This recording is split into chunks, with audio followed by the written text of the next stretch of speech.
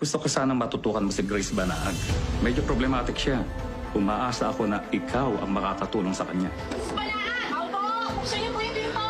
Kung wala kayo talagang ginawang masama kay Grace, bakit hindi niyo ilabas para makausap ng social services para malaman na natin yung totoo? Ba't nila ako talaga isasako? Basura po ba ako? Miss ko po kayo! Papa and teacher! Teacher! Bye-bye!